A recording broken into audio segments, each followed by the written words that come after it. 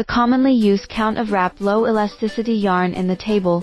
Sometimes when we check prices, it is necessary to convert the unit of yarn count.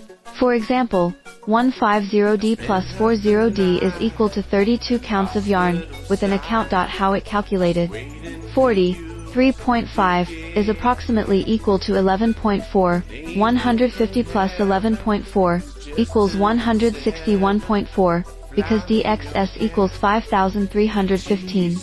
So 5,315 over 161.4 is approximate equal to 32.